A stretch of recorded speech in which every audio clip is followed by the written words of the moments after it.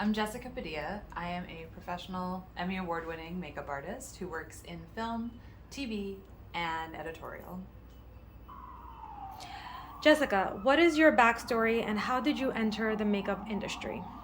I started out as a performer from the time I was 13 years old. And as an actor, I had my makeup done. I did makeup for shows in high school for the cast. It never occurred to me that it was a job. And then in my 20s, I sort of had a realization, like pre-YouTube, where now you can sort of see that it's a job. I don't remember where I was, but it like all of a sudden dawned on me that makeup was a career that I could go into. And at that moment, I decided if I wanted to have a successful career, I needed an education.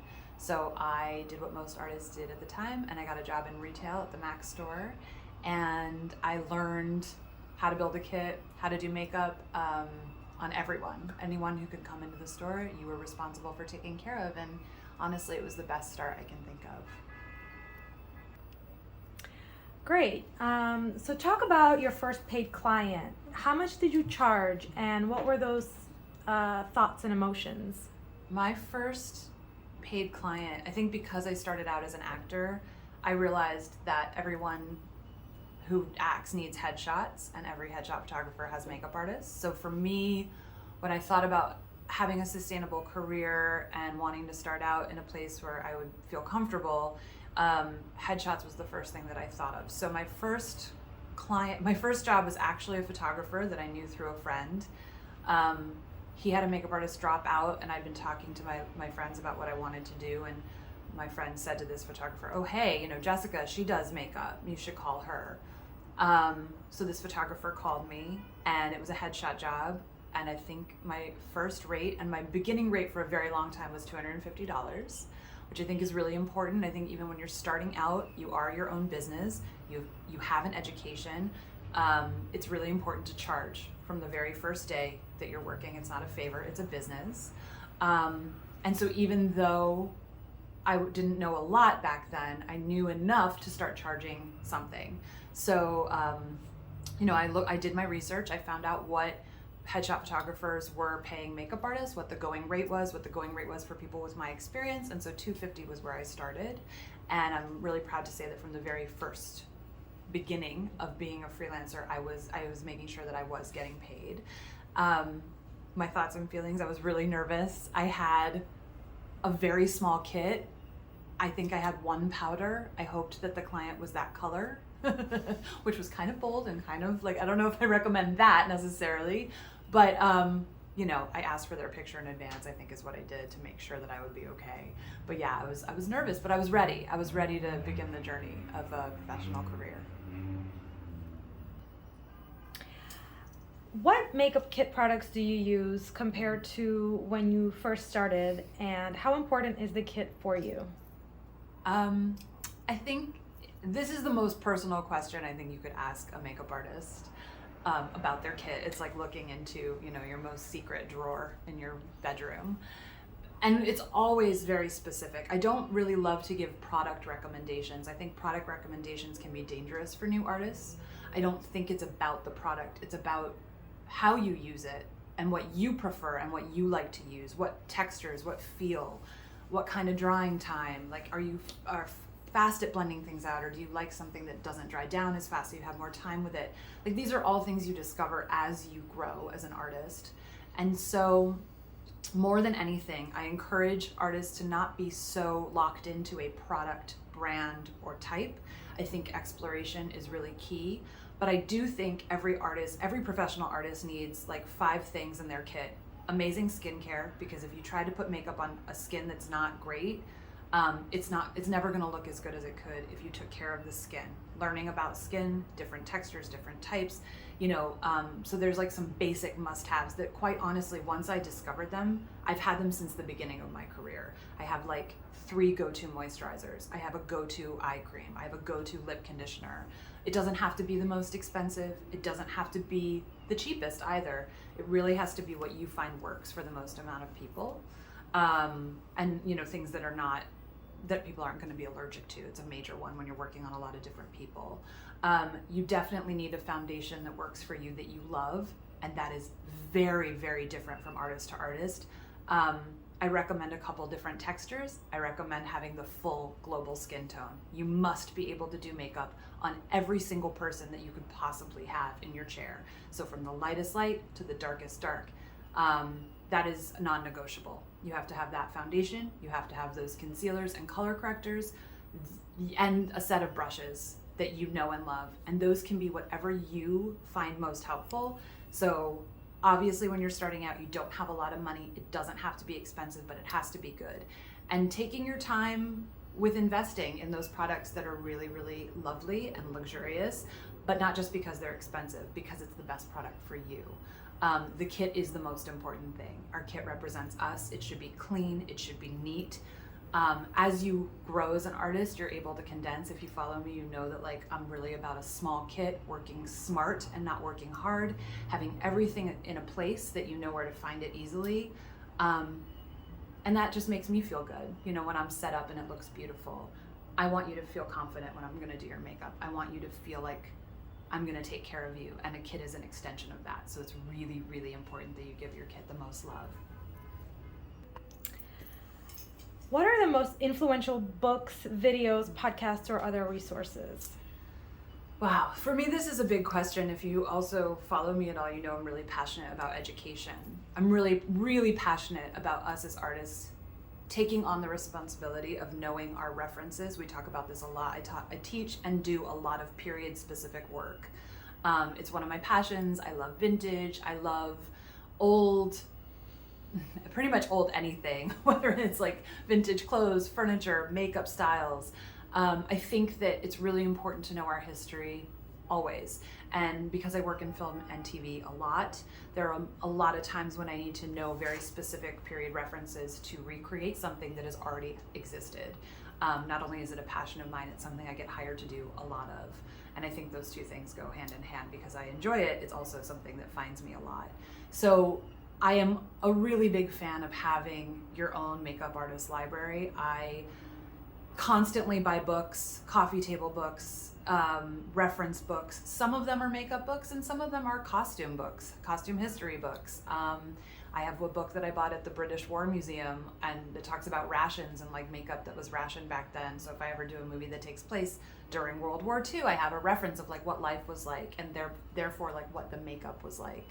I think anything specific like that, I think it's really important to go to the source for references. I think a lot of times we today Google stuff, it's so easy to Google, but I don't find that Google images are helpful like a book of something is.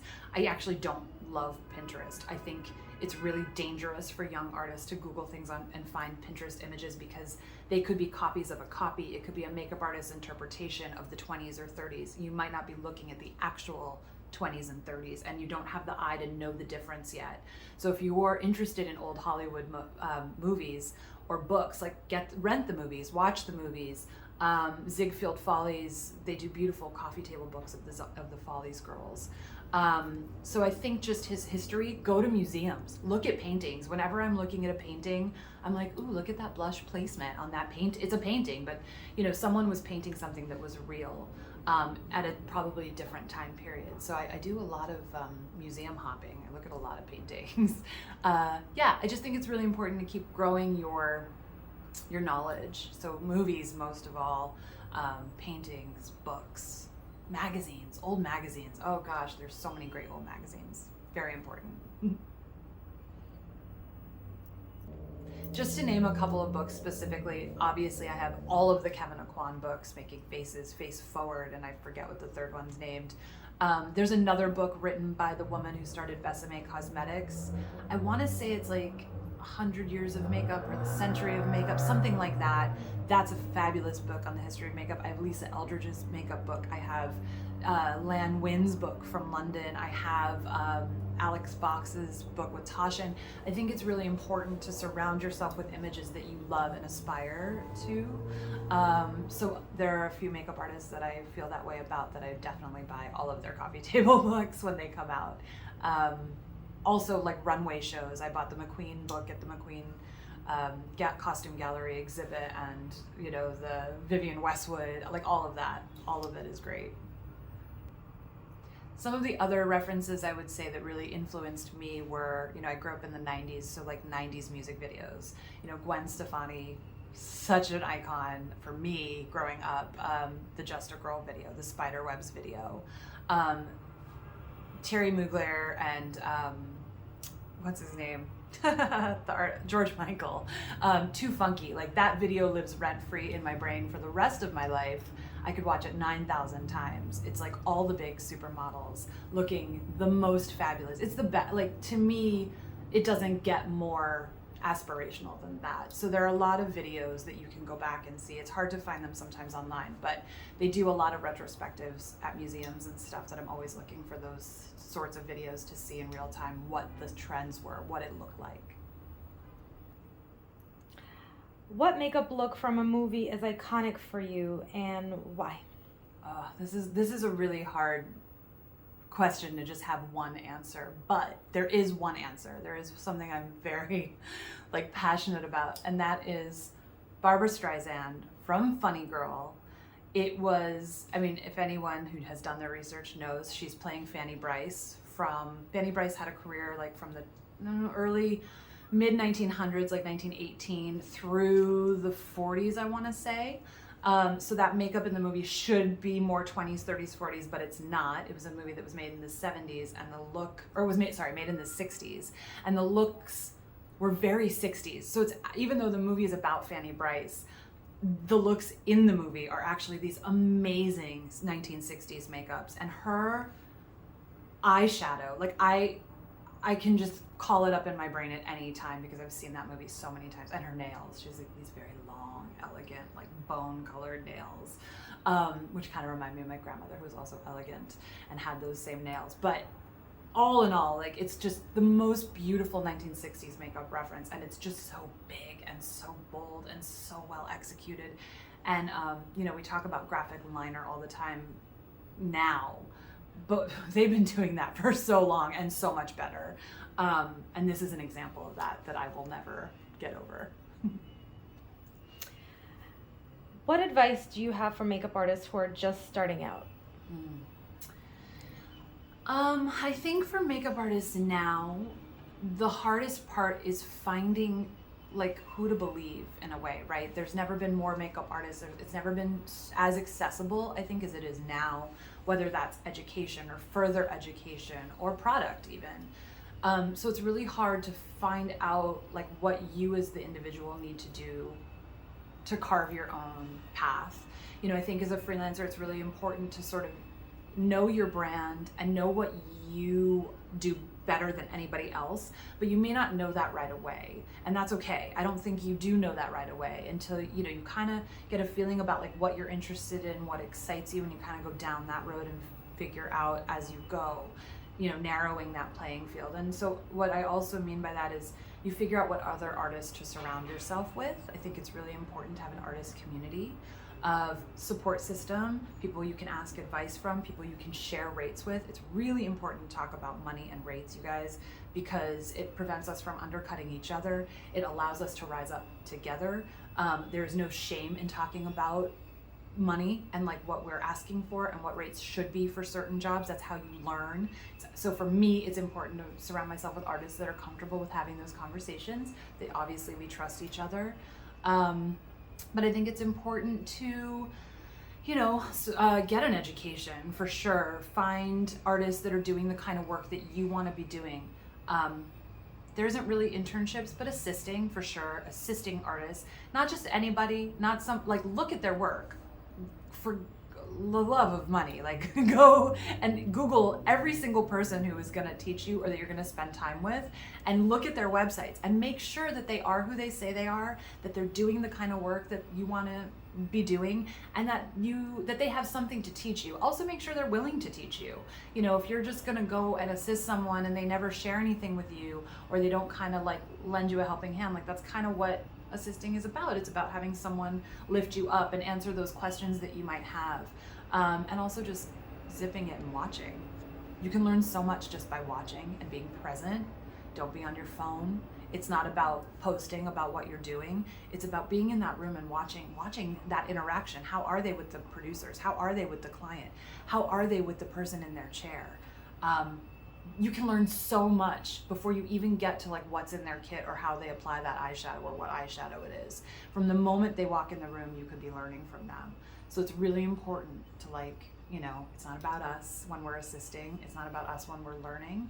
It's about facilitating whatever they need, but also like you can just learn so much by watching and paying attention and being excited and just being you, you know.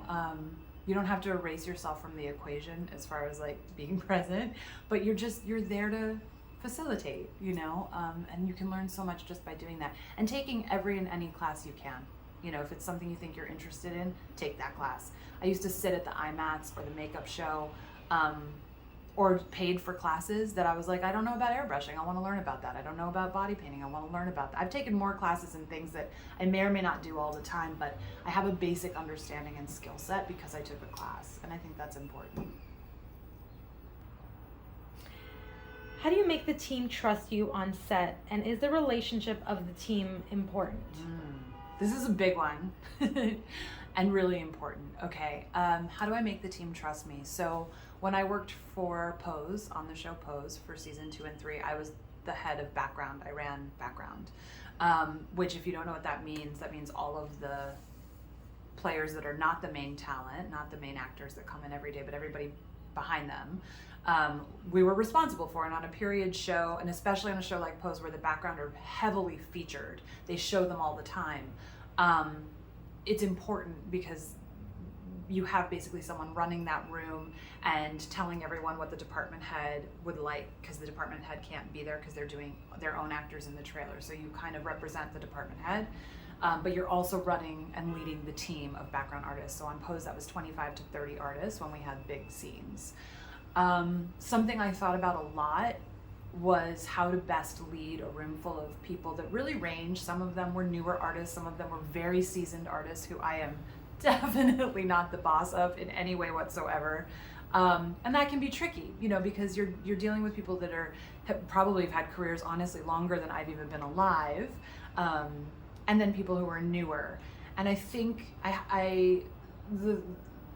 what I came up with that was super helpful for me was to always lead with love, and I really believe in that. You know, sometimes it's easy when you get in a leadership position to treat people less than, or to sort of, it goes to your head a little bit. You're like, I'm the boss and I'm just gonna tell you how it is, and you know, like nobody really responds well to that. I think it's always important to remember like how you like to be asked to do things, how you like to be treated. And I think leading with love is really easy. You know, it's really easy to be considerate and kind and still get what you need or what you want. Well, even if that means like making a correction, you know, or changing something that isn't necessarily what we need for the show. You know, like someone could do a makeup and it just isn't right and we need it to be fixed. So I always try to remember how I like to be asked, you know. Sometimes there's no time for like a lot of beating around the bush, but like there's definitely a kindness thing. And then I think the second part of that question is how important is it for teamwork that you get along? And I think it's really important. I think something that people don't really talk about that much is, you know, on set, we are not always the most respected department. And I think a lot of that could be because of infighting, you know, catty things that happen between makeup artists, hairstylists. You know, we're artists, we're not like just regular corporate like people, I guess. So, you know, we're emotional. We can be a little bit more emotional. We can take things a little bit more personally. The arts are kind of like that. But I think it's really important to remember that we're still representing our entire department wherever we go. And so I think the responsibility of that is like, we don't need to get into it at work. You don't have to be my best friend. I can still work with you and get along with you and get a job done. We can still be friendly with each other. We can still work towards a common goal without all of the interpersonal drama getting in the way. I think there's a lot of interpersonal drama these days. Stress is high, COVID is happening, you know, jobs are scarce, not scarce, like there's just a lot of stuff going on for a lot of people emotionally. And I think it's really important that we don't necessarily carry that to work and like spew it all over each other. I think we need to be very like, you know, professional. We just need to be able to have professional working relationships with each other. It's really important. Your actors can feel it, you know, production feels it. If people aren't getting along, it's not a great vibe. It's not who you want to invite back to your party, you know, and like the point is to keep getting invited back, right? So I think it's really getting along with your team. And if you can work with your friends, even better. It's great to work with people you know and love, but sometimes that's not an option. Sometimes it's just someone you know and you're like, meh. But we can still work together. Like, I'm still down. Like, it's not that serious. Team cohesive teams are important. Why don't you tell us more about working on your projects such as Fosse Verdon and West Side Story and Pose? What were some of your tasks and what do you remember most? So yeah, I mean, I've been really lucky in my career that I've gotten to work on things that really spoke to me on an artistry level, on a personal level. Yeah, I mean, I'm really lucky to have done such beautiful and amazing work and been invited to that. Each job was very different. Like I said before, Pose, I was running background, so that's like a very specific set of tasks in terms of like running a room, making sure everything is ready on time, making sure that the department head's vision gets translated and communicated to a room full of artists that they can't be on top of. Like, I'm basically their voice in that room. So that obviously was like a lot more responsibility and a lot more interpersonal skills and, organizational skills. You're like, there's a lot more paperwork involved, a lot of admin stuff. And then, the beauty of the film and TV work I do is that sometimes you're the boss and sometimes you're just a day player. And day player means you show up, you do what you're told, and then you go home. You don't really have a lot of responsibility. Your responsibility is to do whatever's asked of you. I was doing that for West Side Story. I was just a very small cog in that very amazing wheel.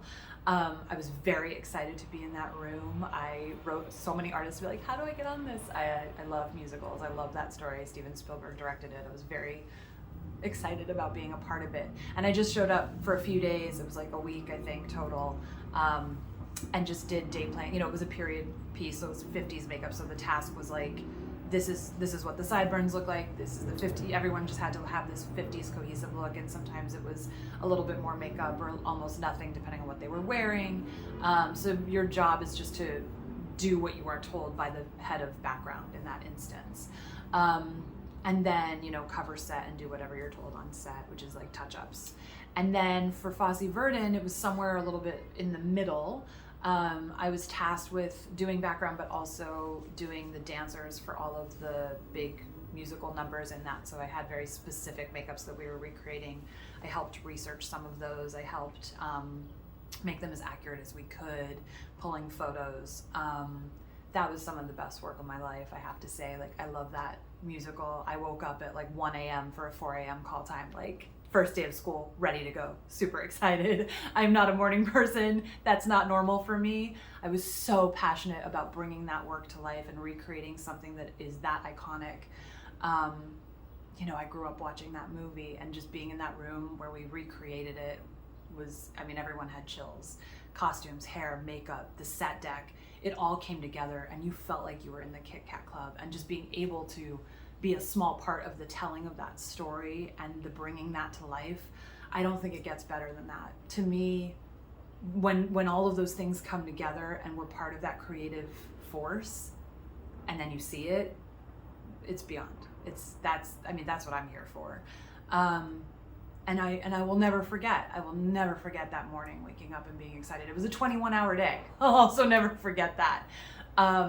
We moved from cabaret straight into Mine Air, and then like two ladies. We shot like 3 different musical numbers that day, and there was a makeup change at like hour 18. I will never forget. But I had like planned what I was going to do the night before. I thought about what products I was going to use to make that change happen. We told them that we needed 45 minutes, and I think they gave us 10 when it all came around to it, but I was ready. I had already thought about it. I'd already planned it out. I knew what I was going to use so I could remove it or move it or change it or whatever, which made that transition possible. I don't think I've ever been as prepared. I was super prepared, and that was like the best thing I've ever worked on, just because I was so passionate about every moment of that job, and I was so happy to be in that room. Would you say it's important for a makeup artist to have a personal style, and should they stand out with their clothes and makeup? I think this is a really good question, because I do think that as a business owner and a brand, you should have a personal style, right? Like, I don't think you need to like buy a personal style. I think that like we actually all intuitively have our own style. And I think it's important to like have and keep your style. I think it sets you apart. I think it makes you you. I think it's important to be you. You know, I have this thing that like, I always say like, I'm not for everyone. Everyone isn't for me. And I really believe that. But part of that is like, you know, this is how I am. This is how I dress. Like, if you're not in, you know, if you want to just hang out with like all the kids that just wear all black, maybe I'm not for you. I tend to gravitate towards color. Not that that would ever be held against me, but you never know. But I think that being said, it's really important to also remember you're not the star. You're not showing up at the trailer to be seen. You're not, you know, you're not trying to be the loudest eyebrows in the room. Like, your look should not necessarily enter before you do. I think it's really important, and also your personality, and also maybe like the tone of your voice. Like, it's important to just blend in, but also be you, if that makes sense. I think it's important to remember we are there to facilitate, we are there to serve in a way. We're there to do makeup, we're there to, you know, do our best. We're not there for people to like take our autograph. Like, you know, it's not about that. However, really important, clean, neat, professional. You know, I dress differently if I'm going to be backstage at Fashion Week and like on my knees moisturizing somebody's legs.